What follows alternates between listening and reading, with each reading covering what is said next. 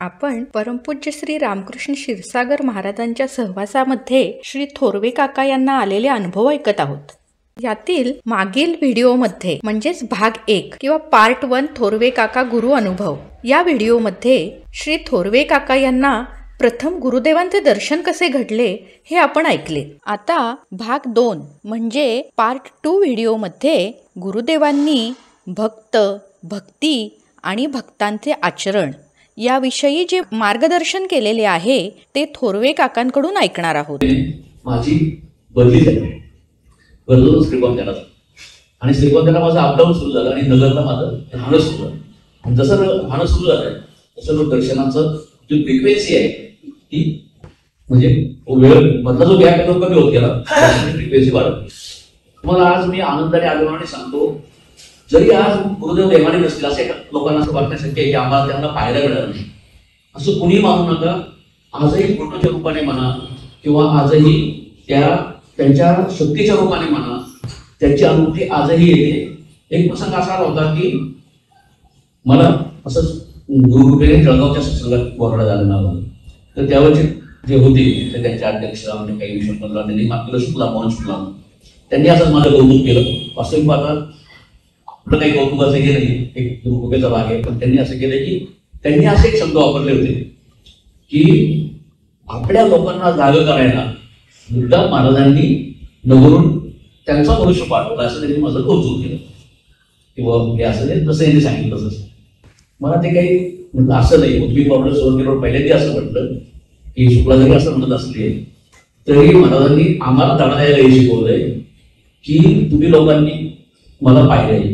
जळगाव मधल्या 10% लोकांनी फक्त आता जे आहेत 100 असतं तर 10 लोकांनी पाहिलंय, मुले 90% लोक न पाहिले पण तरी ते एवढं काम करताय की ज्या लोकांनी महाराजांना पाहिलेलं नाही त्यांची सेवा भाव तुम्ही बघा हे आम्हाला पाहायला लागतो.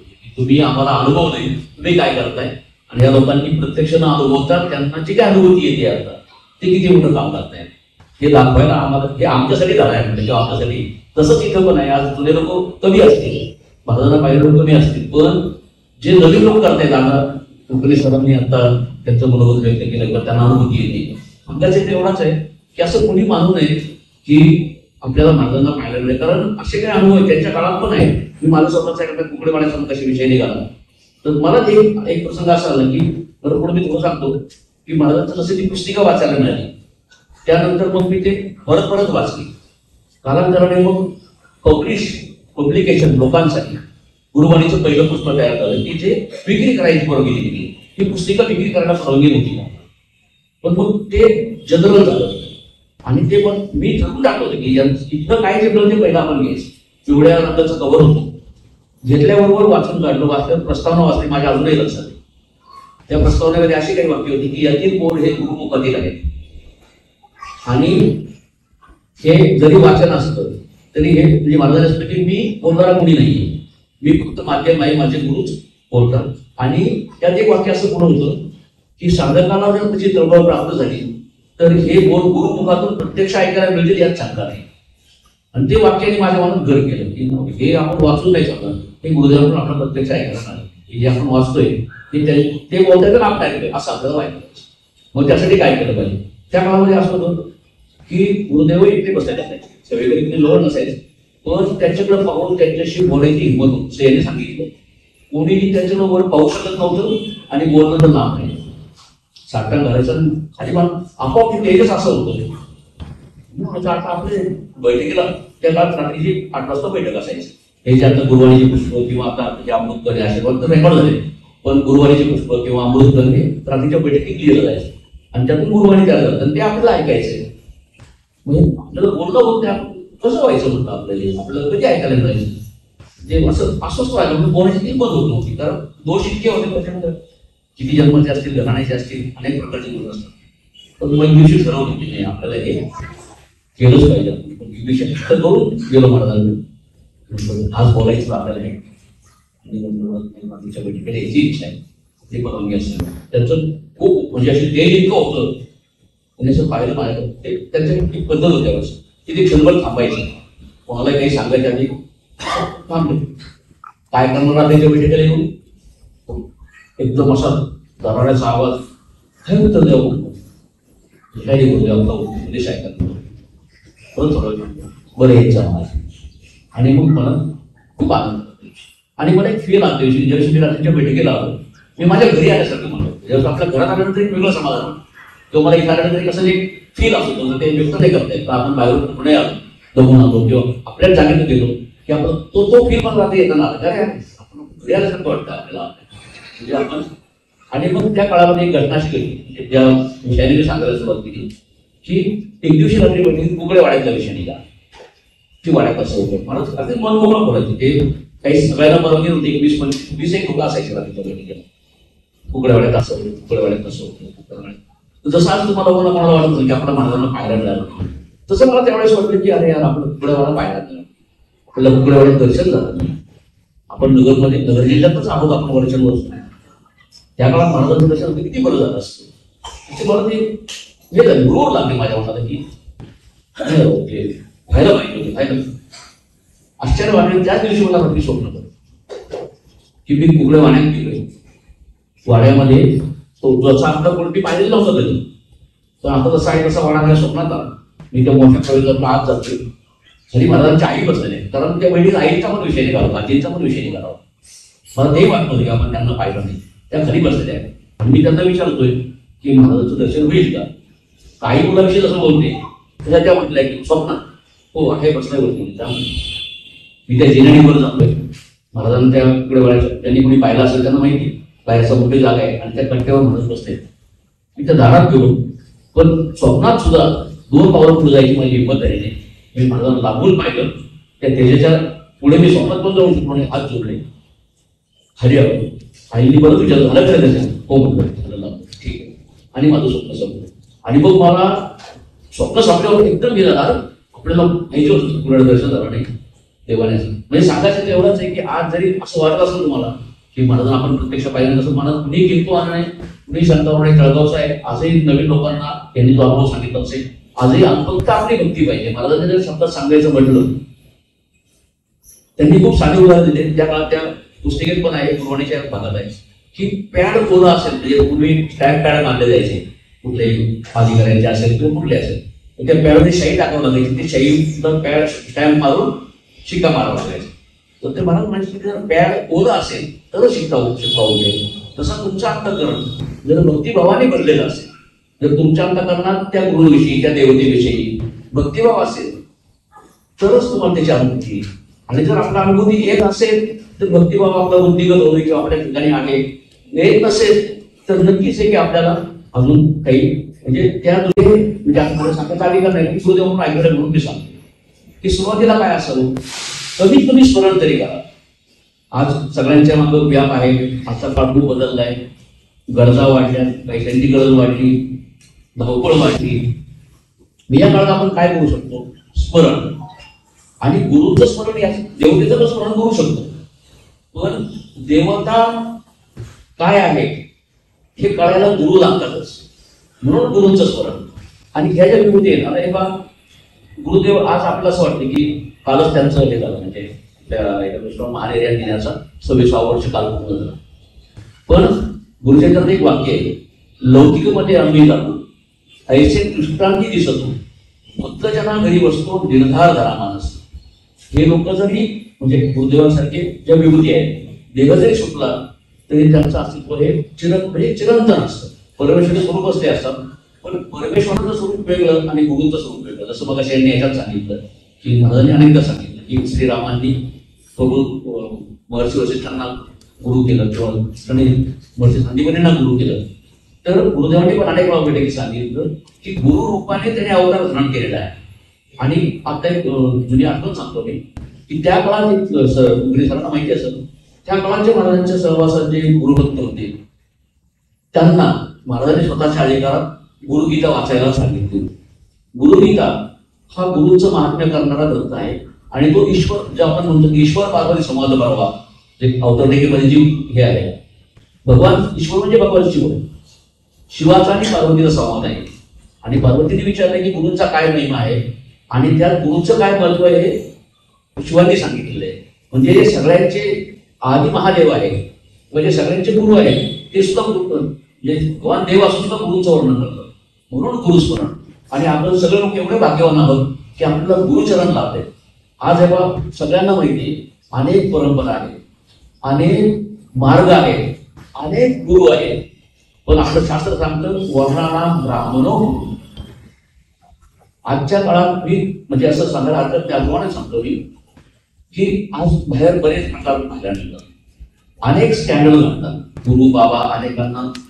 मी लोकांना आवडून सांगतो की मला एक ब्राह्मण गुरु असा दाखवा की ज्याच्यावर बोल दाखवलं गेलं कुठल्याही कारणास्तव, मी माझा प्रमाण सोडून देईल.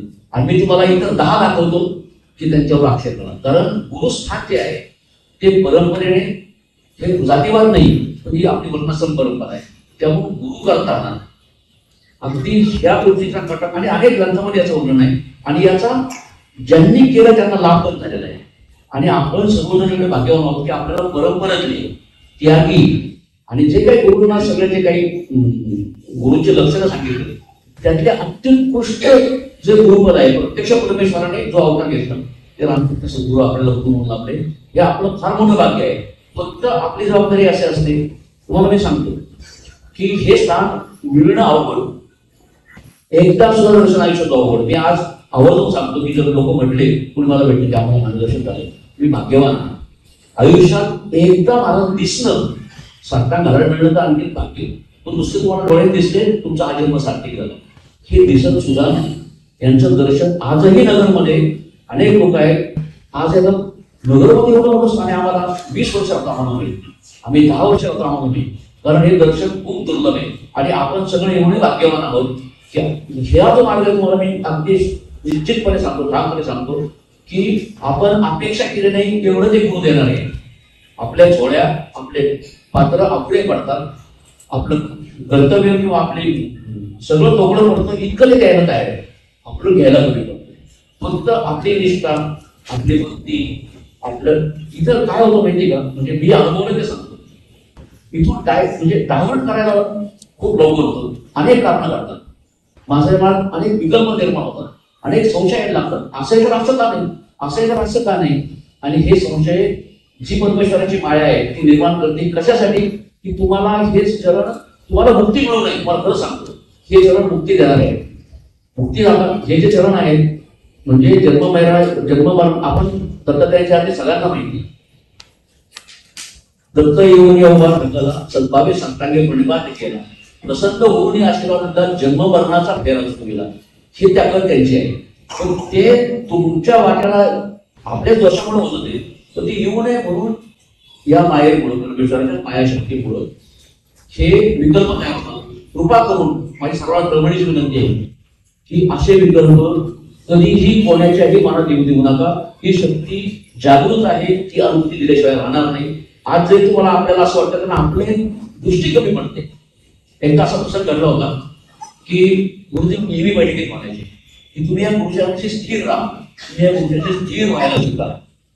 मी एकदा लोक ऐकलं, मला जेव्हा ही गोष्ट आहे छान म्हणून 95 सांगितलं म्हटलं आपण 8 वर्ष झाले महाराजांच्या सहवासात येतोय, 86, 8, 54, 95 आपण जवळच करतोय. महाराज सारखं असं काय म्हणते तुम्ही स्थिर व्हा, तुम्ही स्थिर व्हा.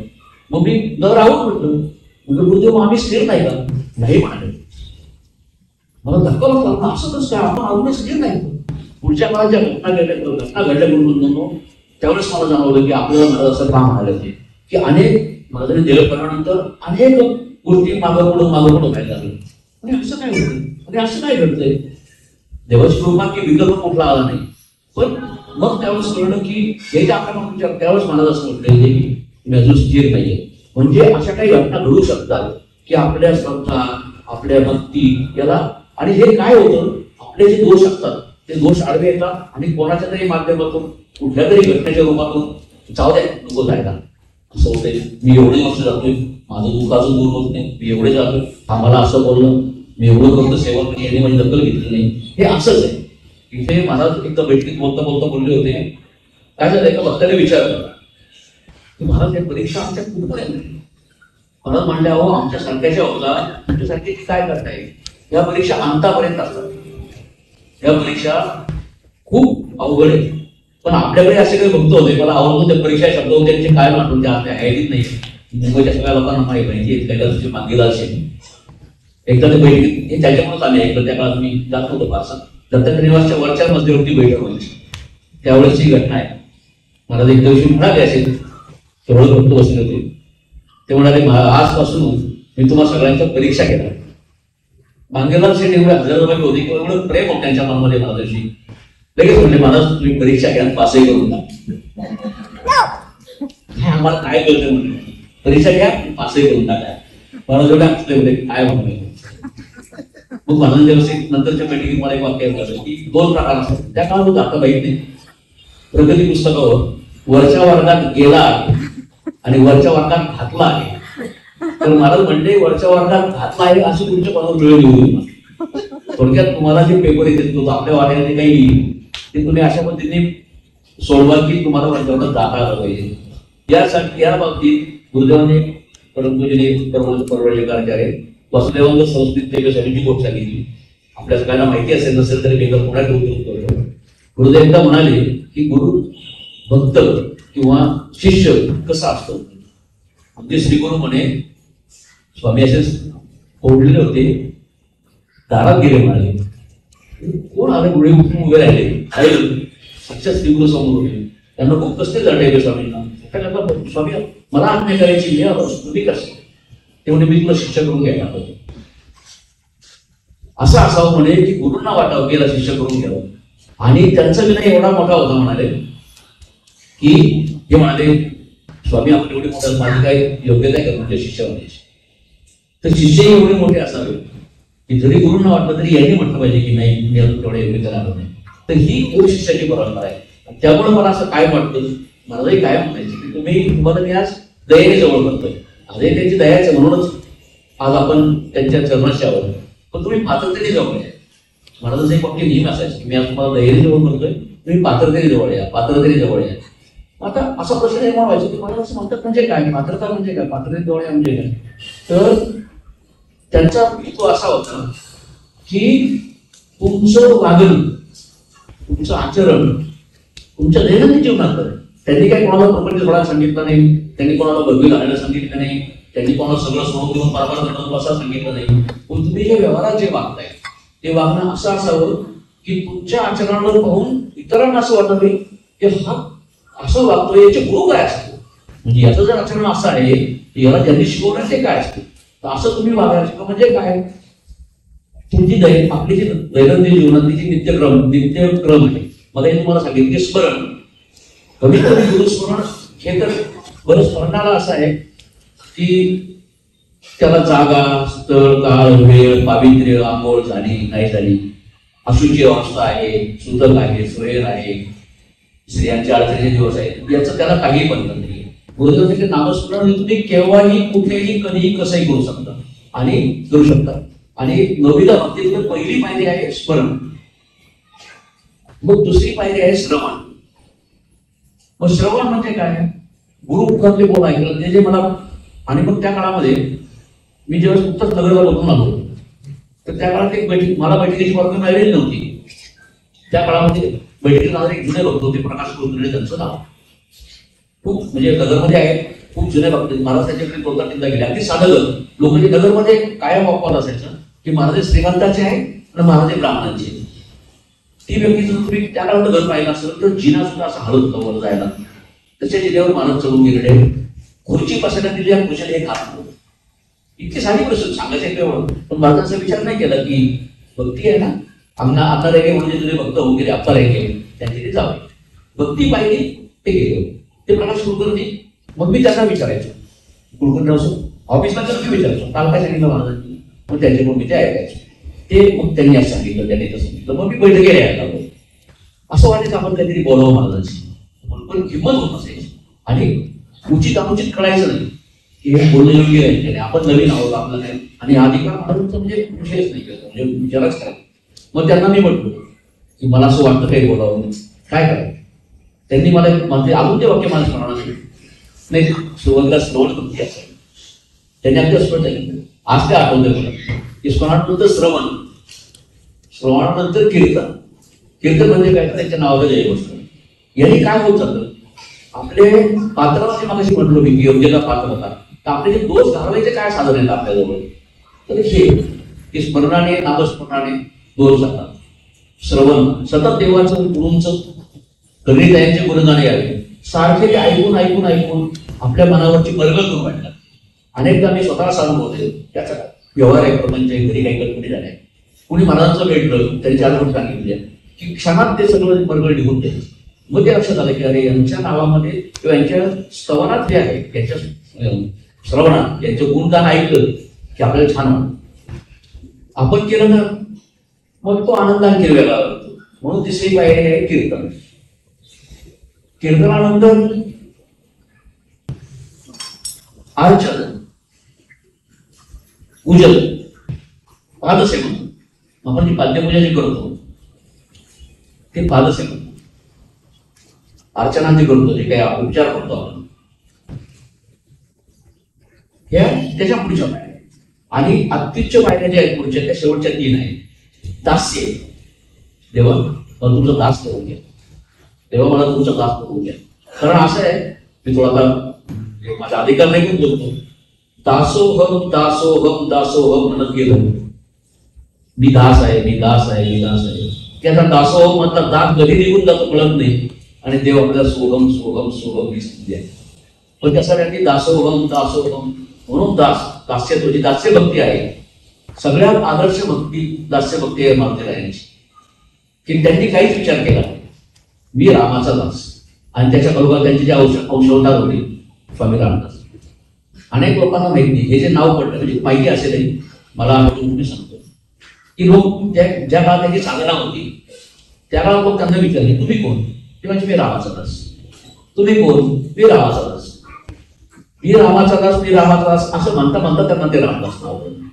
आणि समर्थ नाव का पडलं तर लोक त्यांना विचारायला लागले महाराज आमचं असं होतं. आता असे आपल्याला असं आहे की महाराज दिसले की माझं काहीतरी होतं, मला असा प्रॉब्लेम आहे, मला तसं आहे, महाराजांकडे जाऊन काय म्हणायचं, काहीतरी आम्हाला द्या. ते काय म्हणायचे, श्रीराम समर्थ. म्हणजे हे तुमचं काम करायला राम समर्थ नाही, श्रीराम समर्थ, श्रीराम समर्थ. मग कोणते समर्थ, मग कोणते रामदास, म्हणून ते समर्थ राहतात. म्हणजे नकळत ते नाव म्हणजे दासाचं नाव रामदास. तसंच दासोहम दासोहम म्हणून दास्य भक्ती खूप सुंदर. आपल्याला आपण आता येतो म्हणतात, सगळेजण येतो, नमस्कार करतो, दर्शनार्थ. महाराजांचं असं म्हणणं होतं तुम्ही दर्शनार्थी राहू नका. एक महाराजांचे शब्द सांगतो, जुने भक्त यायचे, महाराज कधी कधी अस्वस्थ व्हायचे की हे इतक्या वर्ष येत आहे यांच्यात काहीच बदल नाही. कधी कधी ते म्हणजे व्हायचे आपल्या बाबतीत रिलेटेड. अहो किती वर्ष झाले येत आहे, 40. काय केलं 40 वर्ष येऊन, येणे गोळात झाले गोळा. काय केलं तुम्ही, मग ते तसं राहू नका. महाराजांची तळमळ अशी होती की तुम्ही नुसते दर्शनार्थी राहू नका. मग काय करा, ह्या पुढच्या ज्या गोष्टी आहेत त्या तुम्ही आत्मसात करून घ्या. भक्त व्हा, साधक व्हा, या खाण्याचे कार्यकर्ते व्हा. महाराजांचा एक शब्द काय नाही आपल्याला, घरी आपण याच्यातही वाचला असेल की मला सत्संग मंडळ हे भजनी मंडळ करायचं नाही. सत्संग मंडळ हे मला नुसतं टाळ्या पिटण्यासाठी आणि आनंद साजरा करायचा नाही, मला हे कार्यकर्ते आहे, कार्यकर्त्यांचंही मंडळ आहे. ते मला का, तर महाराजांचा एक शब्द होता, आणखी एक असं नाटक सांगतो. ते म्हणाले होते एकदा की मला माझा देव एक क्षणभर दिसला. महाराजांनी त्यांच्या गुरुच्या दर्शनाचं वर्णन केलं, आकाशातून ती दृष्टी पडली, ते किती वेळ दिसलं म्हणाले, त्या क्षणभर दर्शनात हे सगळं उभं राहिलंय म्हणाले. तुम्हाला मी रोज दिसतो, तुमचं काय. थोडक्यात गुरुदेवांच्या सांगण्यात तळमळ अशी होती की तुम्ही अशा स्थितीला जा की तुमच्याकडून असे देव कार्य करतो. आणि आज या वास्तूत आल्यानंतर मी आल्या म्हटलं की हे सगळं दाखवायला नगरच्या पुण्याच्या लोकांना बोलवा, काय करायला पाहिजे, कसं करायला पाहिजे. ही वास्तू हा आश्रम गुरुकार्याचं एक अंश किंवा एक शाखा किंवा एक फांदी ही फार मोठी. आणि हे जे होत आहे अजून पुढे याचा वृक्ष होणारच आहे. हे म्हणजे मुंबईतल्या वाशीने करावं यासारखा आनंदाची गोष्ट नाही. आणि या गोष्टी ज्या आहेत त्या महाराजांना आवडत. तर आता हे जी कष्ट घेतले त्या काळात मुंबईच्या लोकांनी, आम्ही नगरचे लोक त्याप्रमाणे मला बरं सांगतो, सकाळी नाही जाऊ, दुपारी नाही जाऊ, संध्याकाळी पाहिजे. म्हणजे आम्हाला दर्शनाला सुद्धा 1 रुपया खर्च करायची गरज होती. मुंबईच्या लोकांना एकूण रजा टाकावं लागतं, 8 तास द्यावे लागतात, प्रवास करावा लागतो. प्रवास तुम्ही आता आम्हाला गेलो मुंबईला पाहतो, त्या काळामध्ये इतका स्वस्त सुलभ प्रवास नव्हता, तरी सुद्धा मुंबईचे लोक यायचे त्यांच्या नियमाने कोणाचं बाहेर दर्शन असेल, कोणाचं पांडुरंग असेल, सेवा करायची. आणि मुंबईच्या लोकांनी ज्या सगळं परिवारांनी जे भाषे असत खाण्याची जी सेवा केली ती खरोखर म्हणजे महाराजांनी पण त्याचं खूप वेळा कौतुक केलेलं आहे. त्या मानाने आम्हाला सगळं मिळत राहून आम्ही फार मागं आहे. गुरुदेव म्हणायचे शेवटच्या काळात की शिक्षक रिटायर व्हायची वेळ आली, विद्यार्थी आहे त्या विद्यार्थी एक वर्ष पण पुढे गेले असं नका बघू. आणखी 2 वाक्य महाराजांच्या बाबतीत कार्यकर्त्यांसाठी किंवा काय असायला पाहिजे.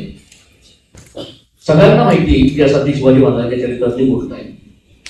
कोर्टाला शेतकऱ्याला सर करायचं होतं त्यावेळेस ज्यावेळेस ते गेले तानाजी माणूस ते गेले पत्रिका द्यायला रायबाच्या लग्नाची. काय काढलं म्हणजे काय नाही, रायबाचं लग्न काढलं कारण आपलं काय नाही, काही नाही, कोणाला सर करायचं होतं पण ठीक आहे तुमचं लग्न होते. तानाजी माणूस म्हणजे नाही आधी लग्न कोर्टाचं. महाराज म्हणजे आम्हाला असे माणसं पाहिजे, आधी रायबाचे लग्न लावणारे माणसं आपल्या काही काम असेल, आधी कोंढऱ्याचं लग्न लावणारे माणसं आपलं. दुसरं एक वाक्य महाराजांचं होतं, आम्हाला धारेत मोजारे माणसं लागतात. जी पाण्याची धार असते कडेला बसून डुबक्या मानणारे लोक आमच्या काही कामात होते. आज बचारा दर्शन केलं परत महाराजांचं काही दर्शन होईल असे माणसं ते टिकत पण नाही. ह्या मार्गामध्ये ज्याला उत्कर्ष करायचं याच्या आता एक साधारण सांगतो, पात्रतेची गोष्ट आली तू सांगतो. पात्रता कशाने वाढते, जसं मग सांगितलं की आचरण असावं. आचरणात आणखी महाराजांनी बारकावे सांगितले. आपल्या 2 जमा होतात, कुठून जमा होतात? जिभेतून कशाने जमा होतात? जिभे 2 काम करते महत्वाची, खाणं आणि बोलणं.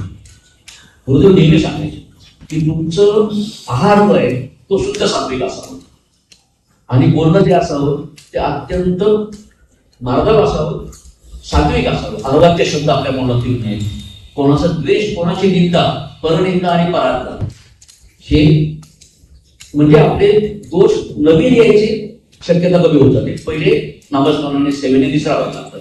तर बऱ्याच लोकांना असा प्रश्न पडतो की आम्हाला तर आता आम्ही व्यवहारात आहोत, आम्हाला आता पराठा टाळता येत नाही किंवा बाहेर खावंच लागतं वगैरे. वास्तविक मात्र असं आहे बरं का, काल परवाच माझ्या वाटतं साधकासाठी महाराजांनी सांगितलं किंवा आता आपले सगळे साधकच आहेत. परगावी हॉटेलमध्ये उतरायचे प्रसंग आले, शक्यतो नातेवाईकडं आपल्या तिथे उतरा. पंचतारांकित हॉटेलमध्ये विचार उतरण्याच्या भानगडीत पडू नका.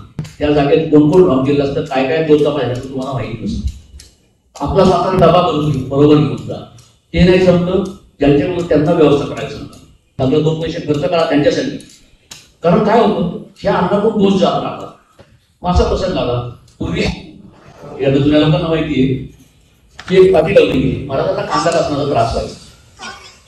गोळे साहेबांच्या आयडिया खायला सुरू की मला कांदा रसून खाल्लं तर दर्शन. काय आलं, पूर्वीच्या काळी रात्रीच्या बैठकीला लोक यायचे, मला असं जवळ बसले की त्यांना तो वास आला की मला त्रास व्हायचा. मग सगळं सांगितलं की माझ्याकडे बसणार असं तर कांदा रसून खाऊ येत जाऊ नका, मग घरी गेल्यावर जेवण करावं वगैरे. तर थोडक्यात काय साधकाला कांदा रसून वर्ज सांगितलं, ज्याला उत्कर्ष करायचा आहे अध्यात्म वगैरे. मग हे जे मार्ग आहेत हे आपले पात्रता वाढवण्याचे मार्ग आहेत.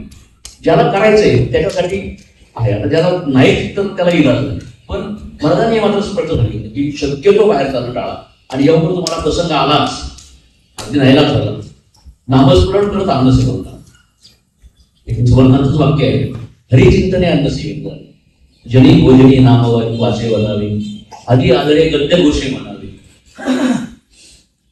हरिचिंतने अन्न सेवित जावे, तरी श्री हरी पावे. महाराजांनी सांगितलं की जेवण होईपर्यंत कोणाशी बोलू नका, जे काही तुम्ही खात असाल. नामस्मरण करता अन्न घ्या, म्हणजे तुम्हाला त्या अन्नाचे दोष लागणार नाही. आणि तुमच्या घरच्या ठिकाणी आल्यानंतर जे तुमची आंघोळीची व्यवस्था आहे, बाहेरून जर काही खाण्याचं कसं करा, घरी आल्यावर डगरून पाणी आंघोळ करा. म्हणजे ते दोष आपल्या आपला दोष व्हायचे नाही. नवीन प्रवेश करून यासाठी काय हे मार्ग महाराजांनी सांगितले. एक जुने वचन होते की नाम घेता ग्रासोदासी तो जीवनी या उपवासी. म्हणजे जर तुम्हाला अन्न घेताना जर नाव घेता आलं तर तो उपवास करण्याचं. यातून साधलं काय जातं, तर आपल्याला जे गुरुदारांचे आशीर्वाद मिळणार आहे ते मिळायला सहज सुलभ आहे. आपलं पात्र महाराजांनी खूप सुंदर उदाहरण सांगितलं होतं की आपण सगळे जण प्रपंच वैका आहोत. महाराज तुम्ही सगळे प्रपंच वैका, तुम्ही दूध घेता. दूध घ्यायचं भांड हे प्रत्येकाच्या घरात वेगळं असतं. का बरं? कारण ज्या भांड्यात भाजी घ्यायची त्या गाड्यात दूध घेतं ते नसतं, हे सगळ्यांना माहिती. म्हणे पण मी तुम्हाला देतोय हे तुम्हाला घ्यायला तुमचं पात्र स्वच्छ नसतं म्हणे, त्यामुळे तुम्हाला ते टिकत नाही.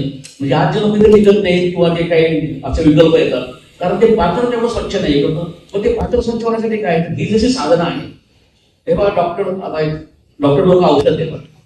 कुठलाही कोणालाही रोग झाला पण जेव्हा पथ्यही सांगतात की हे औषध घ्या पण हे पथ्य पाळा, नाहीतर मग ते औषध लागू होत नाही. तसं जर हे सेवा जर हे औषध असेल तर बाकीचे पथ्य आहेत ते जर पाळले गेले नाही तर मग त्या सेवेचं परिपूर्ण फळ आपल्याला मिळत नाही. मिळत काय असेल का भाग नाही, पण मग लोकांना तुम्हाला व्हायला लागते. याचं काम शक्यच झालं पहिल्यांदा गेला आणि त्याचं काहीतरी असणारच ना, आपलं काम होत नाही. हे सगळे गोष्टी तपासून पाहायला लागतात. हे मी स्वतः तुम्हाला अनुभवलेलं सांगतो. ज्या काळात मी नवीन दर्शनात जायला लागतो त्या काळात आमचे असे बाहेर खाणं पिणं व्हायचं. मी अगदी असं दगड केलं की आता आज आपण बाहेर गेलोय, आता उद्या आपल्या मार्गाने जाणं होतं बघायचं. उद्या ते 4 दिवस मला जाणं होत नाही. मी ठरवायचो गाडी निघाली की तुमच्या व्हायची, निघालो की निरोपायचं मला ऑफिसला बोलवलं. म्हणजे महाराजांपर्यंत सकाळी काय दुपारी काय संध्याकाळी आम्हाला सहज शक्य होतं. दिवसभरात जाणं व्हायचं नाही, दुसऱ्या दिवशी जाणं व्हायचं काहीतरी अडचण घरात तरी अडचण. मग इंग्लिश म्हणणं आपण जाऊन उलट लोकांच्या सगळं जेव्हा जायचं आपण म्हणायचं आपल्याला जायचं, मी सांगितलं म्हणायचं काहीच खंड नाही. दुसऱ्या दिवशी दर्शन तिसऱ्या दर्शन मग माझ्या लक्षात आलं की अरे ही लिंक अशी इकडे गेलं की हे बंद पडतं मध्ये जाते आपलं आपलं हे काही गरज नाही आपल्याला आपलं मागं सोडायचं. हे मी अनुभवलेलं सांगतोय. म्हणून तुम्हाला अशी सांगतो की जेवढे आपण आपलं आचरण शुद्ध ठेवू, आहार विहार आचार विचार सगळे, तेवढं आपल्याला परमेश्वराची कृपेचे अगणित आणि अलौकिक आणि अद्भुत अनुभव. ते अनुभव असे की महाराजांच्या अनुभवात सांगायचं तर साखर गोड आहे. किती गोड आहे तर खाल्ल्याशिवाय करणार. म्हणून ही अनुभूती यायला पराकुटीची तुम्हाला सांगतो लोकांना जे अभ्यास करून जन्मजन्मी करावं लागतं तेव्हा असे मिळतात ते आपल्या अनायसे झाले. आपल्या तरी कुठल्या तरी जन्माची पुण्य आहे, त्या आनंद जन्माची लाभली पुण्याई म्हणून झालो आम्ही पालखीच्या पुढे. पण ती पुण्याई वृद्धिगत करून शेवटी तेव्हा त्यांच्या चरणाशी विलीन झालं. विलीन व्हायचं असेल लीन व्हावं लागेल. लीन झालं की विलीन व्हायला वेळ लागणार आहे. पण ते लीन होण्यासाठी चरणात विलीन व्हायचं आहे तर जसं दूध घेताना तसंच पात्र लागतं तसं आपलं पात्र जितकं भरून करता येईल. मग त्यासाठी महाराजांनी एक गोष्ट सांगितली की तुम्हाला आपल्यासारखं तेवढा स्नान जमणार नाही. तुम्ही कमीत कमी 2दा स्नान केले त्यामुळे पंचवैकाने कमीत कमी सकाळी आणि संध्याकाळी जरूर स्नान करावं.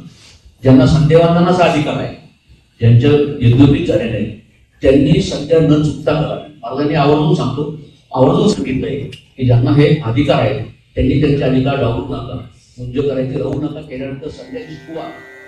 सर्व भक्त मंडळींना नमस्कार.